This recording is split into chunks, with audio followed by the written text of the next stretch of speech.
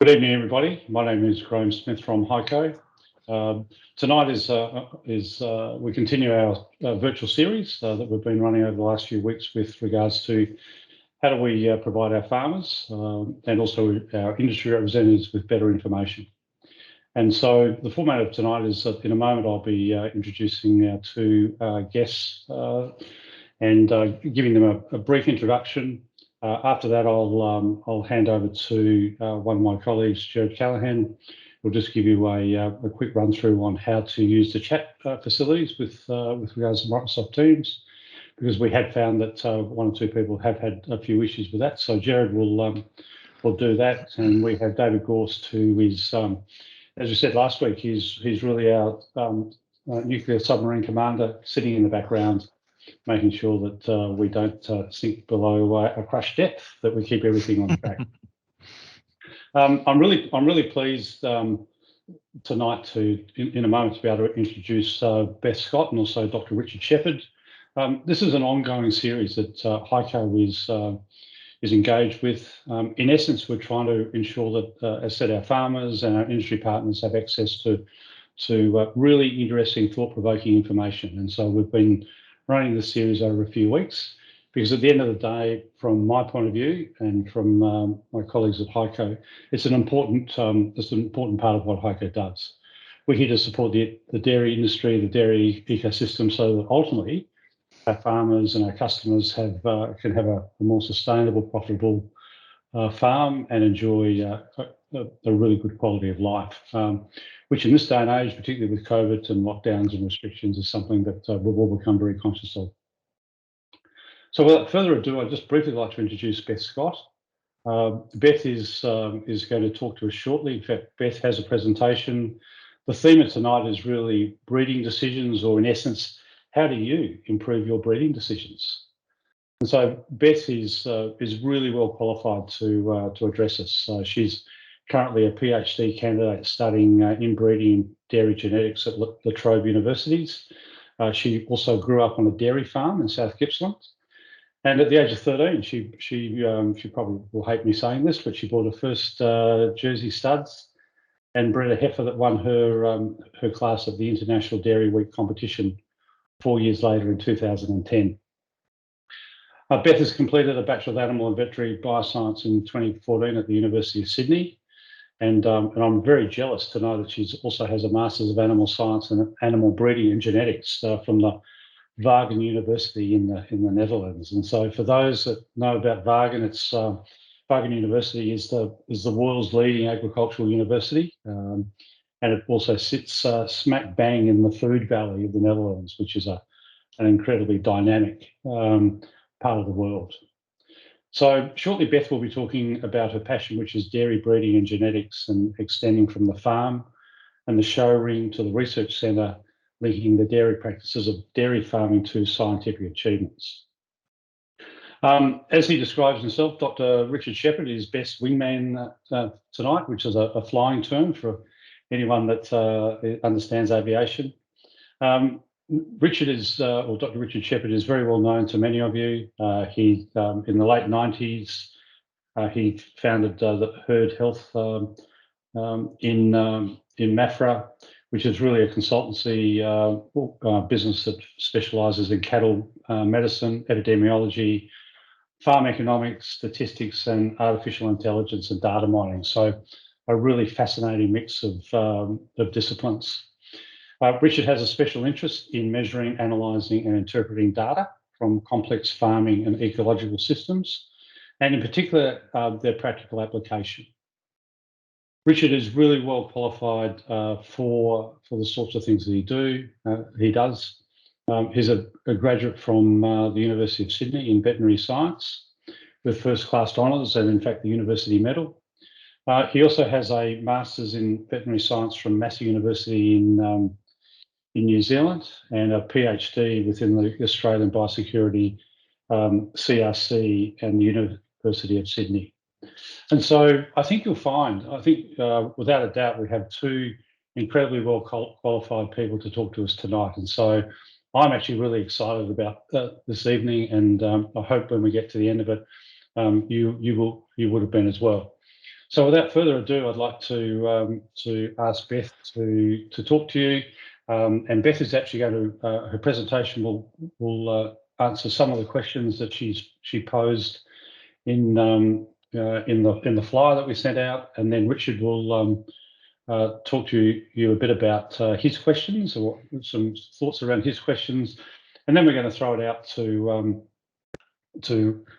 questions and answers. But as I hand over to Beth, let me just remind people that we're also recording tonight's session, and that will be posted on YouTube and some other social media post tonight, so that you can review it again, or encourage your friends who aren't on tonight to do likewise. So, Beth, thank you very much, and it's now over to you. Thanks, Graham, and thanks everyone for having me. So just to recap on the talking points for this evening. So the first one is, can I make better breeding decisions for my cows and for my business? Which cows do I ideally want my replacement heifers from? And lastly, to dairy or to beef, should all my cows be getting a dairy straw? So just so we're all on the same page, I will be talking about the Balanced Performance Index, which is Australia's national selection index, and it's very handy to rank animals. So on average, if an animal's got a BPI of 300, you'd expect that she contributes $300 more income over a feed and herd cost than the average, which is 0. So independent work has shown that regardless of your farming system, a daughter of a high BPI sires produces more milk solids than daughters from low BPI sires. And so just a little predicament, let me introduce you to Ruby. She's my nice little Jersey calf from my stud cow that won at Dairy Week. Now she's born, and I'm just going to throw it to the crowd, whack some comments in the thing, or unmute yourself. I'm not sure if you can do that. But what are some ways that I can predict the future performance of my calf?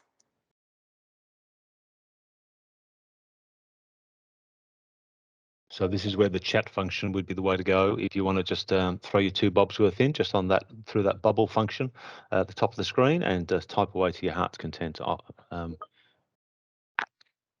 Cuteness is one of our first responses, and I think you absolutely, if cuteness was a measure. Yeah, I reckon that's a great way. That's how I usually do my performance measures. No, I can't see the chat, so if someone can read out the responses, that'll be great. Cuteness, we've discussed it. Vigor.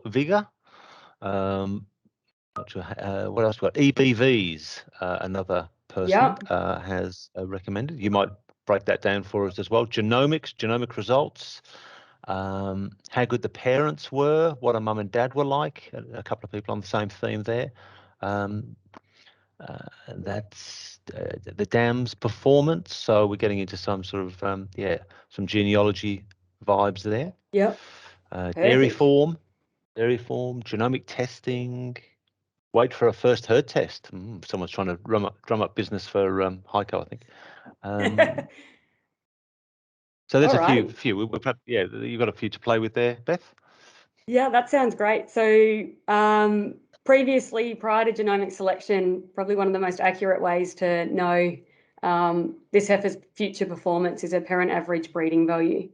So this is just the average, and someone mentioned it earlier, this is just the average difference in breeding value between both parents. So if we've got the dam's BPI plus the sire's BPI divided by 2, it's the parent average of the calf. So say in this case, my dam's BPI was 50 plus 330, which is the sire's BPI divided by 2, and I get an approximate breeding value of 190. Now, this isn't the most accurate way to do it because of we can now use genomic selection. So I can take a DNA sample that is then sent to the lab and compared to a group of animals that have high quality data from a range of different herds and find out that my calf is actually likely to be less than a parent average, but I get the value for a BPI of $140, and I also get information of the performance of 46 other traits. So previously, we sort of only knew this amount of information to the 7th lactation. But now I can DNA test my calf as soon as she enters the shed and know when she leaves the shed that what's the likely performance of that animal. So genomic selection was developed in Victoria, and it provides us a really great opportunity to know the reliability early in an animal's life. If you're not genotyping your animal, every lactation that animal performs, and you've got a registered sire sort of assigned to the animal at date of birth, the reliability will increase over time until you sort of get to that 70% reliability for protein. But one of the most exciting things about genomic selection is this ability to predict fertility. Oh, sorry. And so I thought, what better way to give examples than getting some real farm data? So Hico have provided me with some data from the region. I don't know the farm, but I do know it's a Hico farmer. This is a current cow list of their diff 202 file for people that know their diff files, but this is just the cow breeding value file that you can export from Maestro. Predominantly Holstein cows have had breeding values, so that's what I'm presenting today, and some of these animals are genomically tested. And I'm very grateful that Hico provided the data for this. I don't know the farmer, and they may or may not be in the audience today, so please keep that in mind when you're asking questions and making comments. Here, this isn't actually a photo of his 2020 heifers, but from his 2020 heifers, there was a range of breeding values that we were seeing. Now, we know that within a group of animals, there is going to be some variation, but what we found was that his worst heifer in his 2020 group had a BPI of 79, whilst his best had a 408 BPI. So that's a difference of sort of 329 BPI points just between his best and his worst animal. Now we know that, and most of the animals sort of sat around that 230 to sort of 330 mark. But there's considerable variation between your heifer groups. So another thing to sort of consider is what do I do with information on this variation? And this variation of sort of that 300 BPI units is what we're seeing in the Dairy Australia Heifer Genomics project. So it's not just isolated to this farm, it's pretty consistent across the board. So just a little bit more of a breakdown on the herd profile of BPI. Here we've got the 2014, so these are cows born in 2014, which makes them 7 now. And we're seeing sort of a similar range of that 300 BPI unit difference, where sort of the worst cow here is sort of got a minus 100 BPI and the best cow just over that positive 200. But yeah, so we're seeing large differences across the board over multiple years between these groups. But what we also see is that our younger animals have got on average higher BPIs than our older ones. And so can we use this information to make different decisions around what breeding decisions we're making on farm during this next joining period? If BPI isn't really a thing, we're also seeing a similar level of variation in the fertility breeding value. So this is across the herd in this one. So we've got a fertility breeding value of the cow of 93, ranging right through to 119. That's a huge variation in the fertility breeding value, where majority of cows in this herd are sitting around that sort of 103, 105 area.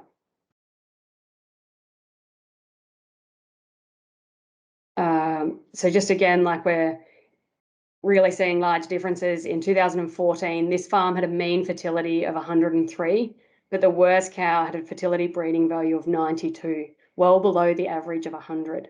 But the best cow in this age group is 118. Now, we wouldn't know what these fertility breeding values were if we hadn't genomically tested until they were in their 7th or 8th lactation. But over time, this farm has been able to increase their mean fertility breeding value from 103 to 106 in the last 6 to 7 years, which is an awesome achievement. So this, within that year group, if you had a 6-week in calf rate of around 50% for those 2014 animals, that's about an 8% increase based on recent data coming out of the research group I'm in.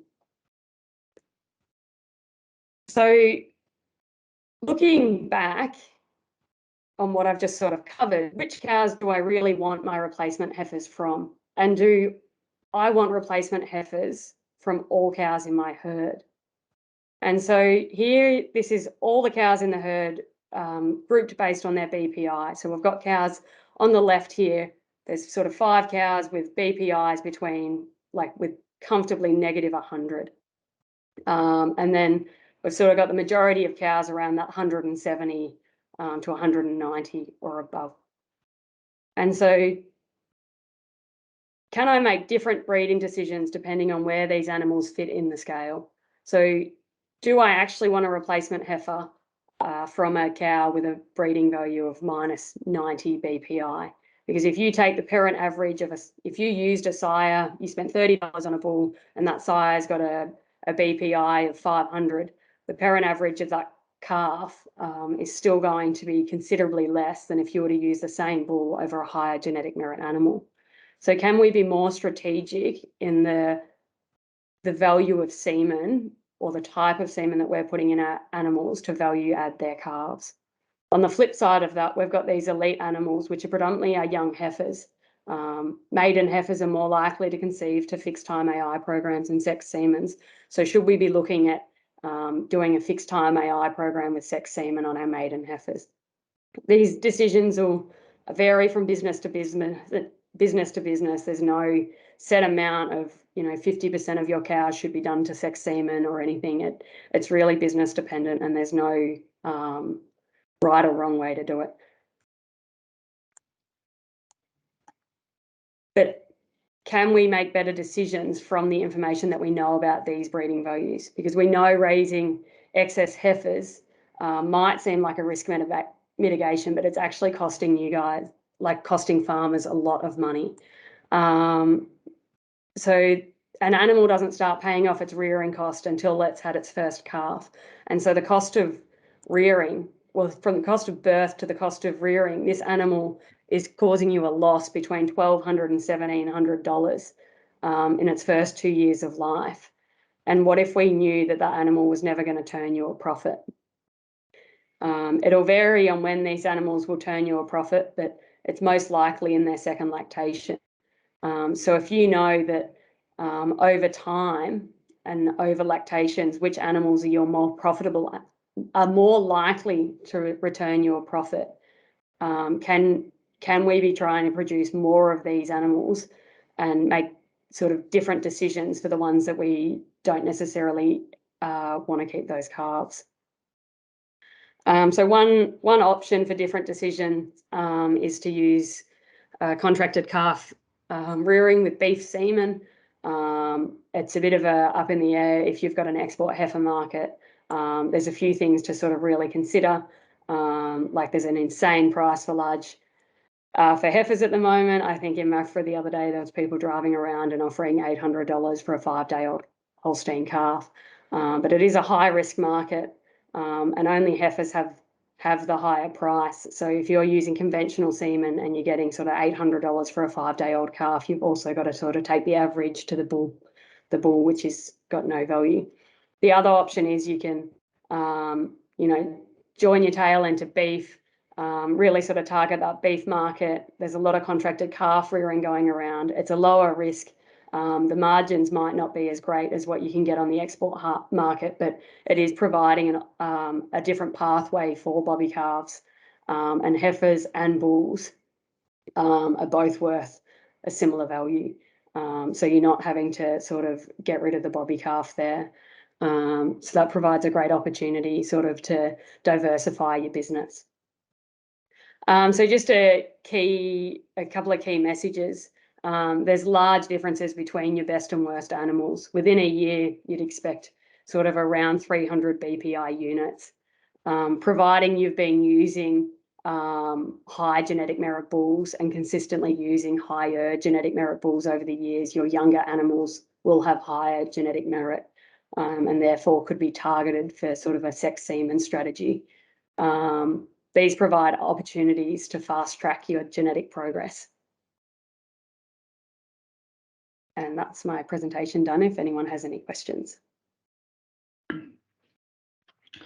Folks can certainly post some questions in the chat. We showed it was able to be utilised earlier on in the meeting. Graham, sorry, I think I cut across you. Do you want to have a few comments before we go to some questions, or give people time to post a few questions there too? I was just going to say, Jared, if there's a couple of quick questions that while it's fresh in people's minds, let's quickly do that for say 5 minutes, and then we'll ask Richard to talk. And the only other thing I was going to say is I just love the data set and the evidence that Beth is presenting to help us ideally make better decisions.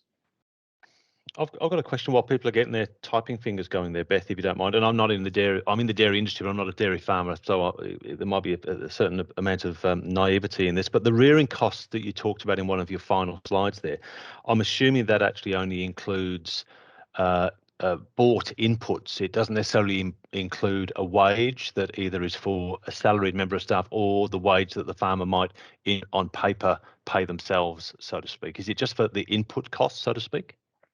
No, we used data from the Dairy Farm Monitor project, so we've just redone them, and so we've used data from the Dairy Farm Monitor project, and then we've gone out to the field to try and capture the missing data that isn't captured by the Dairy Farm Monitor project, which is a Dairy Australia initiative using that collects financial data and sort of feed prices across the board. So the range is varied based on region and what sort of those input feed costs are, but the biggest factor affecting your heifer rearing cost is how much it costs you to grow grazed fodder and to conserve your fodder, and that's pretty much solely captured in that $500 difference. Yeah, is predominantly that sort of feed cost growing. The labour cost over the duration is sort of a smaller magnitude. Oh, okay. A few questions have come in. Have you found genomic predictions are matching up with high production index cows? Genomics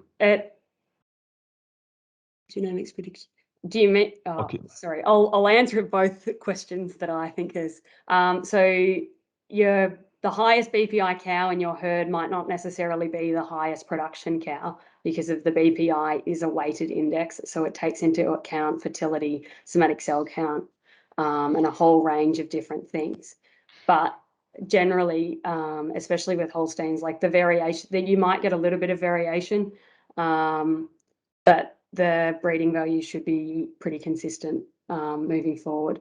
We really try and make sure that the reference population, which we compare our DNA samples to, we really try and make sure that that reference population is representative of herds nationally, so that we can give you guys an accurate prediction. Okay. We'll go perhaps one more question off for now off the chat, and then perhaps Graham can perhaps pass over to Richard, and we can of course come back to more questions. But one other question I'll say, with the majority of farmers having either multiple breeds or crossbreeds within their herds, how is the best way they can compare their best and worst cows or calves with BPI when it's compared within breed? Yeah, so you can now do crossbreed genomic testing for a Holstein Jersey cross. The three-way cross is still sort of in the pipeline coming. So I think sort of that better way to do it is if you know you're sort of just trying to calculate that sort of parent average breeding value without taking that heterosis into account. But using elite sires, like making sure that you're really striving to, your young animals are going to be your higher genetic merit animals. If you're using elite sires on them, like if you want to make gains for fertility, like make sure you're really using a high fertility Holstein bull if the Holstein is the bull of choice, not sort of an average Holstein bull. Just really striving to make sure that your younger animals are consistently your higher genetic merit. Okay. Thanks, Mike, for that question. Graham, I'll hand back to you to perhaps segue us over to Richard, if that's okay. And we'll come back to some of there's a couple more questions. If you have more questions, please continue to type them into the chat, and we'll come to them at the conclusion of the seminar. So while you're listening to Richard, go your hardest on the keyboard. Thank you. Thank you, Jared. We'll let Beth rest her voice for a few minutes, and but as has happened with many of our other evenings, the questions are starting to roll now, which is often we get the snowballing effect, and so please continue to think about some questions. And there's no doubt Richard, who I introduced before, for those that have joined late, Richard will also generate some additional questions. So without further ado, I'd also now like to hand over to Dr. Richard Shephard. Thanks, Graham. So I haven't prepared a PowerPoint quite as good as Beth by any means. So I really want to just look at the genetic approach at a herd level and some surprising little quirks you can get when you do that. So we've got production traits, of course, that you can select for, and it's great to see in Beth's slides that that local herd had an increase in their fertility trait.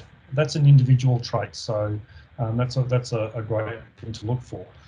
But the question with production is how do you harvest the profit from increased production? Now, if you've got increased genetic merit for production in your herd, you then are obligated to feed that extra production. So there's two ways you can do that. You can actually grow more feed or feed more supplement, which is the obvious way to do it. But there is another way that you can do that. If these cows have got greater capability to eat more feed and produce more milk, you can actually produce the same amount of milk or more from your farm if you're feed constrained by reducing your numbers. So you have fewer cows to milk. So if you have this productive ability in your herd, you've really got to fuel it to get your benefit from it. So most farms, I ask them, do you have any trouble eating the grass on your property? And most people say no. So if you have this extra productive capacity in your herd, you've either got to feed it through supplement, or you can also do it another way, which is reduce your herd size. And that has benefits for milking, of course. The other thing I wanted to look at is at a system level, really, is to talk about fertility and the fact that you've got a production gain with fertility as well. Now, whilst fertility makes the cow get pregnant, there are other ways that you can do it. So here's my slide. Okay, there's my slide. That is the average per cow production based on age or lactation. The first cows peak around fourth or fifth lactation. The point of that is that this cow may have higher genetic merit than this older cow, but may produce not as much milk because this cow has finished its growing, its frame is full, it's competitive, it's able to eat. And so with fertility, as you get improvements in fertility, you can actually influence the age structure of your herd. If you keep putting extra heifers into your herd, you've got a younger herd, you've got a lot of your cows down the young end of the herd, and they're not at their productive capacity. And the work's been done, a lot of this work's been done in New Zealand. If you can reduce if your fertility is good enough and your milk quality is good enough, if you can get your replacement rate down to about 18 to 20%, you'll optimize the age structure of your herd. And the calculations that I have done with that alone, it basically results in about a 1 to 1.5 to 2% increase in your milk production. Now that doesn't sound like much, but that is 100% profit because you've already paid for all the inputs. All that's happening is you've got fewer cows that are growing and more cows, and the same amount of feed's being consumed is going straight into the vat. So with fertility, you can get a production gain that translates directly into profitability. And the second way that you can do that, and I'm talking now mostly to pasture-based producers who have some form of a seasonal system, is that with improved fertility in your herd, you get more of the cows to calve when you want them to calve, which means that more of their feed comes from the cheapest source, which is homegrown feed. So whilst we look at the traits, and what Beth presented is fantastic and everything we can agree on there, you will see that fertility actually has this strange amplifying effect on production through those two mechanisms. And the final message I just want to reiterate is that when you select for production, you've also got an obligation to work at how you're going to fuel it and/or how you're going to harvest the profitability from this extra genetic merit for production in your herd. And one of the ones that is rarely done is the thought of I can actually produce the same amount of milk or more using fewer cows. So it's just a herd level way of looking at your fertility objectives. And the important thing to think about is, how does my farm work? and how do the genetic traits that I wish to select for and include into my herd, how do I drive them? And sometimes you get slightly different answers depending upon what you want to do. And if any of you have any questions about what best to do for your herd and you're accessible to MAFRA, you can certainly give us a ring and come in. We can have a chat to you at Hico. So that's all I wanted to talk about, which is the application of this genetic technology, but thinking of it at a herd level in your own farming system. So that's me done, Graham. So Richard, let me ask you a question. And so when I'm as a dairy farmer, some people will tell me, look, the biggest gains are going to be the biggest gains I can make is through the right genetics. Others will say, no, forget genetics. It's all about farm systems and farm practices. Are the two mutually exclusive, or how would you advise a dairy farmer who asks you that sort of question? No, they're definitely not mutually exclusive. If you think at the system level and apply the tools that Beth's talking about in terms of the genetic indices there, and you can have your cake and eat it too. You can have a high fertility cow that gives you production. You don't just have to choose. The obligation is not to choose the top cow in the BPI. You may have slightly different traits. You can focus on a particular trait, and you can have that without having compromise in other areas. But if you understand how to drive that animal within your farming system, you can actually increase the gains or the profitability of your farm. And from my perspective, if you can get by with fewer replacements, which means the cows live longer, you're actually converting some of the area used for running replacement animals. And Beth put up that slide about the cost of a replacement animal before she gives you her first dollar of milk income. If you can reduce the amount of land and resources dedicated to that, you're actually automatically converting that to the milking herd. Now that comes through fertility and your management system, as long as you've got that structure set up. And then naturally, as you do that, some people like to increase the number of heifer replacements so they can actually improve their genetic merit. There is another way of looking at that problem, which says, what's the minimum I can get away with while still maintaining my milk quality? I'm sure you don't want old cows, but once you do that, you get the optimal age structure in your herd. You'll get a slight increase in your milk income, but it is all 100% farmer profit. There are no extra costs associated with changing your age structure of your herd. And these are subtle changes, not as obvious as these things, but they make a big difference when if you think of 1% of your milk income straight into your back pocket extra, that's quite a cheap. Absolutely. And before I hand back to Jared, Beth, did you have any additional comments or thoughts with regards to what Richard was saying a moment ago? And I may have put Beth on the hop. If not, we can come back to it. No, I think it makes a lot of sense if you're, especially when your heifers are taking over milking cows land, the cost of the heifer rearing just goes up exponentially if they're really competing with that grazing land. So if you're only rearing the number of replacements that you need, you can really sort of excel. Yeah, and to me, they're really powerful messages. It's not one or the other. It's how it's really taking that systems approach and building from there.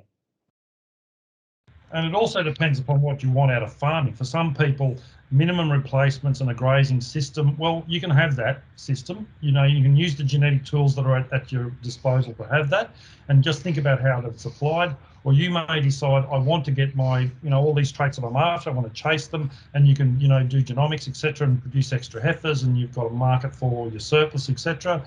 That's a different approach. But it's important to understand your farming philosophy and stick to your guns, stick to your knitting, and not have something halfway in between. So that's the really important thing that goes with your genetic selection program and your objectives is, what do I want my farm to do? And if you answer both those questions, you'll normally make the right decision for yourself. And they'll all be different, but they are the right decision for your environment. Yeah. Great advice from both of you. And with that, I'll hand back to Jared, because I can see that there's a range of other questions starting to flow in. So thank you, Jared. Good on you, Graham. Thanks. And just to Richard and to Beth, and again, from the position of not being, in the industry as much as everybody else on this call, I'd say, given that we have information at our fingertips, we can log in and we can upload and download and find anything all around the world from the best institutes around the dairy industry. What proportion of Australian farmers would be at what I'm assuming you're discussing as being sort of, you know, that cutting edge, that sort of where the sort of the new generation of knowledge is being generated? That's not a tautology. Well, only gut feeling sort of stuff. What's your sense of that? Or are they doing it more like, or are they too conservative for their own good, so to speak? Beth, I'll come to you first, and then I'll hand over to Richard. It's all gut feeling stuff, so there's no right and wrong answer. Well, I studied a little bit of the genetic gain on my PhD, so that's not a gut feel here. But in terms of where we're sitting, like, you know, the Australian national herd has been able to double the rate of genetic gain since the introduction of genomic selection. So we've made considerable progress, but we're sort of about 5 years behind where the US is at with it currently. And a lot of the genetic gain we're making is really from those younger bulls coming through and sort of that really sire selection pressure. We're not actually making as much gain as we could be on this better breeding decisions for your cows. Like, let's try and get our replacements from our best cows and sort of not worry about the replacements from our worst cows. So in that aspect, on that sort of genetic front, we are tracking along positively, but there is a lot of opportunity to sort of expand. Thank you. Richard, any thoughts, observations that you wish to add? The only observation I would make, it sort of relates to one of the questions that came earlier. You know, I've got crossbreeds, what do I do? Now, that crossbreed system is looking at the farming problem at the herd level. So they're perhaps less concerned about individual animal production, certainly not about fertility. So what they're doing is they're solving the problem they have at the herd level. It's like a good team, a good football team, rather than a team of champions. And so one of the challenges that Australian farmers have, as opposed to New Zealand, is that New Zealand is basically, it's a monoculture. There's one way to dairy farm, and that's about it. I mean, that's a bit harsh, really, but you know, there aren't 4 or 5 different competing systems. And in the US and Europe, you know, you put your cows in the barn in winter, you bring them out in the summer. If she's occupying a cubicle spot, you might as well jam some feed on her and you know, belt along. We can get a little bit confused here. Each one of those systems can work, and so what I would advise farmers is that's why it's really important to understand what your farming system is that you want, and don't try and have a bit of everything. Do the right thing for that farming systems. I personally like the crossbreed grazing system where the team of cows harvest the grass, they're fertile, they live long times. You know, they may not, you know, win at the show, they might not be the prettiest cows, they may not have the highest production, but as a team, they're a pretty formidable unit. I love that system myself, but there's also other systems here that we know, and we think of Moxie Dairies in New South Wales. They have got high input systems with big cows, and they're profitable as well. The worst place you can be is somewhere in the middle, a bit of everything. It's really know what you're trying to do and stick to that game. Okay. Let's go through some of the questions here. I'm feeling a bit like Tony Jones. Some of them are statements rather than questions, but we'll see how we go here. Do you so a bit of an introductory statement. Totally agree, Richard, that reproductive performance, it's a massive driver on profit on farm. John Morton's reproductive report indicates reproductive performance has been still going backwards slowly. Why do you think there hasn't been more improvement when genetics have got better, and we would expect management and feeding should have as well? And as an addition to that, do we have enough repro performance to be picky about where we get the replacements from and apply much cow pressure? Couple of points there. Why do you think there hasn't been the improvement? And also, do we have enough reproductive performance to be picky about where we get those replacements from? Look, I'd love to say we have more reproductive performance. I think the whole industry's looked for a while and thought the curve would have turned a bit earlier than we did. I don't know why, but it's heading just to confirm, it has turned. Yeah, Beth's just shown that local herd has done it. But, you know, so you know, we've got a lot of catching up to do to get to where, you know, the cow we had 50 years ago, but do we want that cow anyway? That's the question. Do we have enough fertility to go back to that old classic seasonal based system? No, we're not there yet. The question is, do we want to go there? I did a series of case studies when I was a DA on highly successful farms who managed the reproductive cards they've been dealt. And the thing that stood out for each one of those farms was that they basically did not compromise farm level decisions based on what the cows were doing. So if that meant they had to produce extra heifers because they had a higher empty rate rather than switch cows over, because that's how they perceived their farm to work, that was the right decision. Now, with time, if you asked every one of those farmers who was, having 20% or plus empty rates, would they like that to be 10%? Of course they would. But if they keep going, they'll get there. But it's going to take a little bit of time. But in the meantime, you've got to work out how to drive the animal you've got. And you can actually, they're productive animals, but you've got to work out what's the best way to drive them, I think. So, and that's a farm by farm basis. So fertility, we'd love it to be another 10 clicks up, but it's not there yet, but it's heading in the right direction. Okay. Just a reminder, if you want to ask a question, please do so via the cartoon bubble at the top of your screen and start your typing. We haven't had any issues, I don't think, of people not being able to post some questions there. We normally get that message some way. I can't quite remember how, but if you want to ask a question, we've got about another 10, 15 minutes of this session to go. So it's got some great brains in the room. Let's get the answers that you particularly want. Jared, I might just jump in and please. Just follow on from Richard's one, with the breeding value there, Mike. It takes about 5.5 years for that a one breeding value unit increase in fertility to have a herd effect. So it is going to be there is a lag just because of those cows. The younger ones are genetically more superior, but we do see an increase in the 6-week in calf rate. Well, we are starting to see that increase in the 6-week in calf rate. And then there was just another question around what proportion of sex semen to use. It's mostly directed at Richard, and I'm going to throw it over to him. But it really depends on what replacement rate you guys need and what your conception rates are. It's very much an individual farm business decision. And you need to make sure that you're going to have enough replacements and enough selection pressure on those replacements. But Richard's a lot more experienced in that aspect of. Right. Well, the only thing I'd say on top of that, Beth, is that if you're using sex semen, you have to ask yourself why. What are you going to do with those extra animals, and what are the impact they may have? So,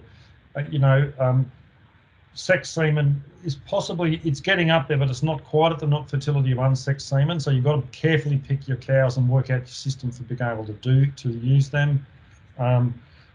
I have to admit, I'm not a big fan of overproducing heifers. I think because the impact that takes in terms of occupying the land that you've got that could be dedicated to your milking herd, the rearing costs, and the impact that has if you churn them through your herd on your age structure. My personal view is I think I'd do it another way. But if your objective is I want to fix these traits, that's a great way of doing it, as quickly as you can. Because as Beth said, if it takes 5 years to go up 1 click in your 6-week in-calf rate, it's the carrot in front of the donkey's a long way away, isn't it? So if you want to get into it and change a trait, that's a good way of doing it.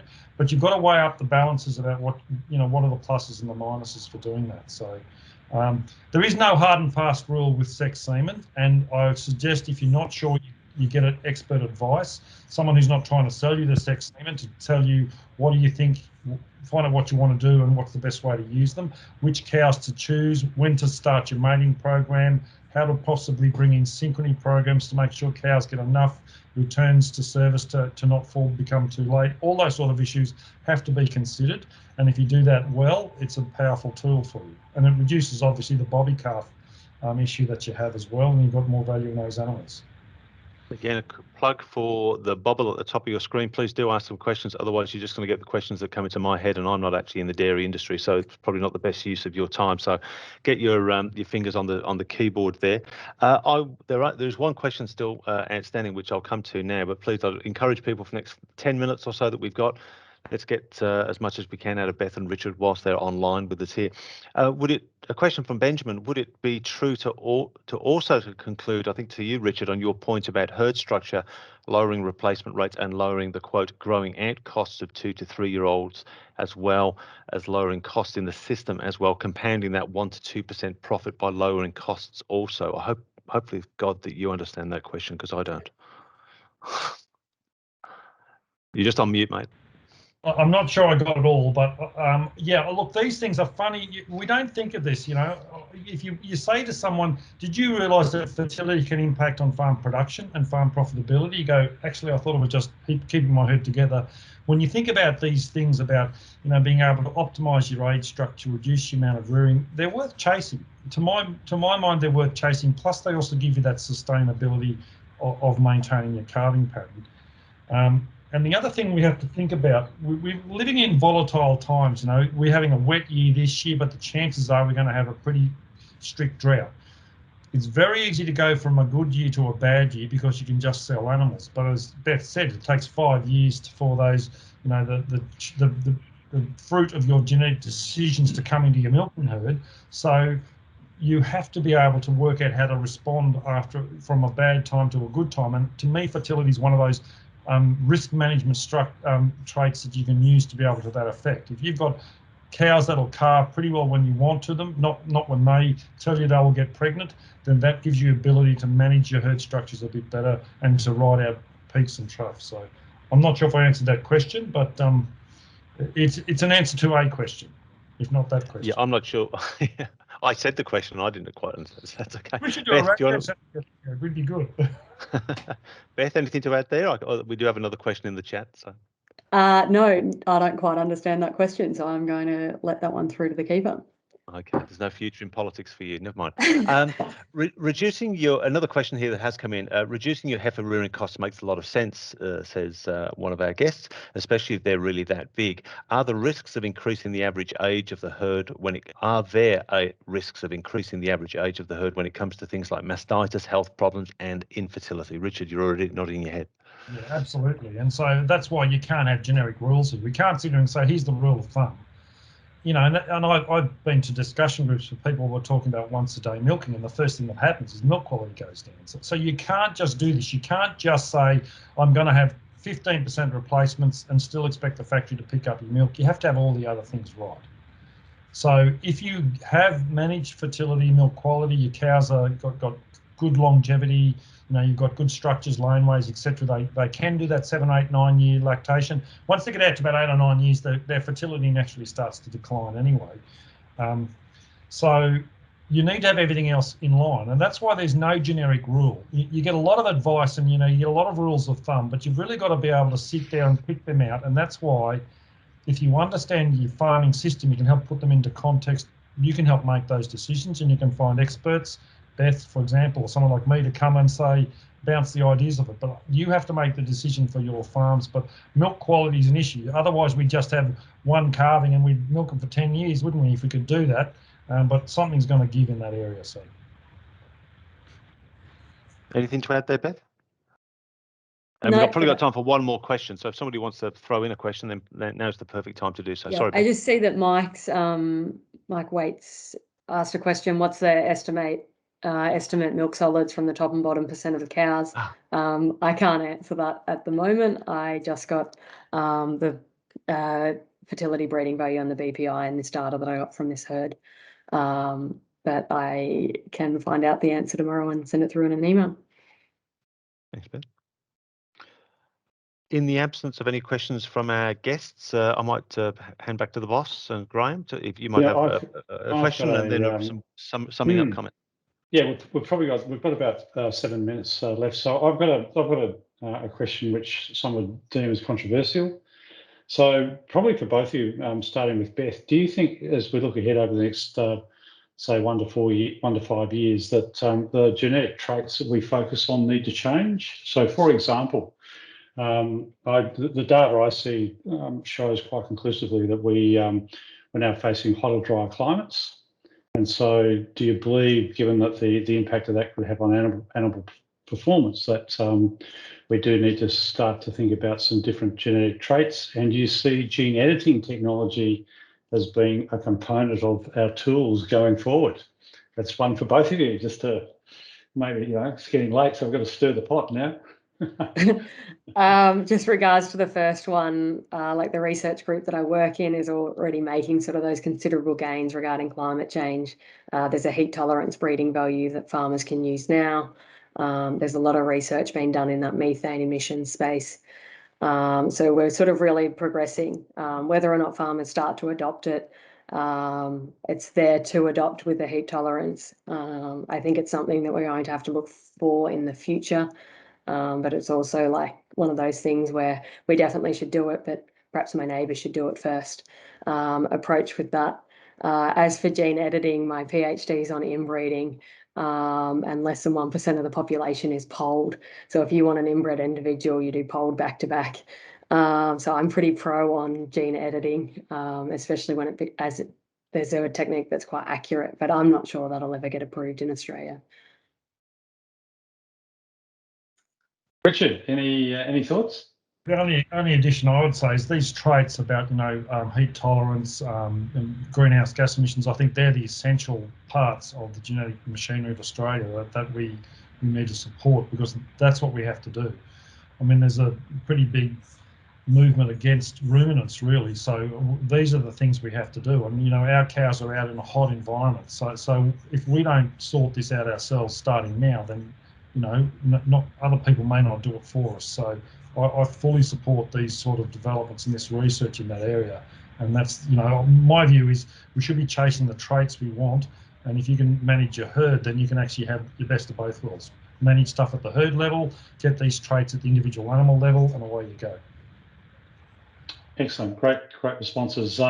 Jared, back to you. I see there's another question. Yeah, We've got cheers. time for one more, and then we'll start to do a wrap up. Well, the prize for the best non-deplume for the meeting goes to Ace Ventura, who's joining us. Do you feel that there is poorer management of cows now than there was perhaps 10 or 15 years ago, which has led to poorer fertility and health traits? Richard, to you first. I mean, I think cows have, I think the answer is possibly a little bit, but generally no, because, if you look at when I first came to the district here, the average herd size was about 200 cows and was in a 5-acre paddock. And so to go down there and heat detect, and the cow showed heat for nearly, half the day. Okay, and so yes, submission rates have gone down, but herd sizes have almost doubled. Paddock sizes have got bigger. Milking takes a lot longer. And I think it's pretty insulting to farmers to say, you're not as good a heat detector as your parents were, when I think that the rules have changed a little bit. I do worry a little bit about fully automating this and the loss of cowmanship, I suppose, but I think, no, I don't think, especially in the family farms, that the skill level has gone down in that area. I think the problems got harder and the herds got bigger, and the farmer time per cow has gone down, and they're all contributing factors. Beth, any thoughts? Well, there is a negative correlation between milk production and fertility. So if genetic correlation. So if you're going to select heavily for milk production, which we have done considerably in the 90s and the start of the 2000s before we got a fertility breeding value, yeah, it will sort of go down. But on the flip side of that, you can now select for fertility and health traits to make genetic progress with those traits. So combined with being aware that these animals are going to express estrus for less time, and sort of it's more you've got to change your management practices because you can't farm how your great grandfather farmed. Like, it's a different cow, it's a different system. Thank you, Jared. We're very much spot on our time, and so we do try and end these sessions around 8:30. Up on the screen at the moment, in essence, as Richard said earlier, if you'd like to talk, hopefully we've whetted the appetite. Tonight, as I said, is all about food for thought, getting you to think about different approaches, and so if you would like to talk further to Hico, our number's up on the screen, which is 1800 444 266. 1800 444 266. Unfortunately, I can't say that as well as Richard. Sorry, Richard. Jared, if he puts his radio voice on. But I would really like to thank everybody for taking the trouble on this wet night. On the assumption that most people are in Victoria, it is pretty wet tonight. So thank you for taking the trouble to dial in. A huge thank you to both Beth and Richard for what I found to be a really stimulating, worthwhile evening. I've certainly learnt things from it. I hope you have as well. We're planning to bring Beth and Richard back at a later date because, as for those of you that are tuning in regularly, we are planning to do these approximately once a week, certainly as we go through October. And so next week, next Thursday, same time, we will have we'll have 2 additional guests, and we'll announce that shortly. But without further ado, I'd just like to say thank you again, good night, and we'll see you in the virtual world shortly. Thank you, goodbye.